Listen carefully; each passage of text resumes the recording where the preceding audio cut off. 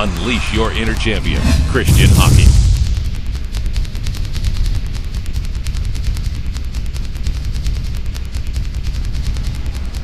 All right, what you're looking at here is more of a closed blade, more of a heel curve. As you can tell, the curve starts right down at the heel and gradually points out toward the left.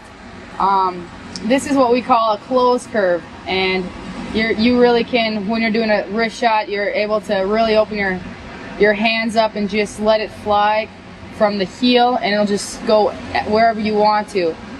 Wherever you point the stick is where the puck will go. So that's one of the main benefits from having this heel curve, is that if you start the puck on a wrist shot at your heel, it's going to fly up quickly right into the top shelf corners and whatever corner, depending on where you point your stick. What we're looking at here is a mid curve. This is the type of curve that I like to use. It starts the curve kind of in the middle of the blade, and that's where it has a little bit of a curve. See, the toe is pointed more so to the left versus the heel. The curve started at the heel.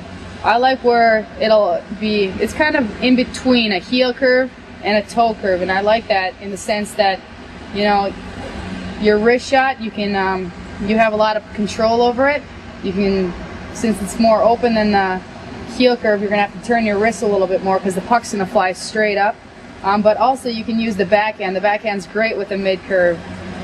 Just simply, it'll roll right off if you start at the heel. So that's the difference between a mid curve and a heel. This curve is as you can see, a toe curve. There's a noticeable hook at the end of the curve, and this is also what we call an open curve. So if you want a deadly wrist shot, that's pretty much where you can get it. You need to know how to use the wrist shot though on this, because it's so open at the end. If you just simply shoot a wrist shot like you do on a heel curve, the puck's gonna probably go in the bleachers. So you really need to roll your wrist over as you shoot, and obviously follow through and point to where you're going, because you're not gonna have trouble wristing the puck up with going top shelf with a curve like this. However, you know, backhand might be a little bit more difficult. Like I said, you're gonna have to roll your wrist even more, whereas on a heel curve, it's a flick of your wrist and it's top shelf. So this is much more open. You're gonna be able to hide the puck more if you bring it into your body and do a snapshot, which is good for forwards. And the release on it, as soon as you release the puck, based on the natural curve of it, it's just gonna fly as high as you allow it. So you can control the height it takes by rolling your wrists on your follow through.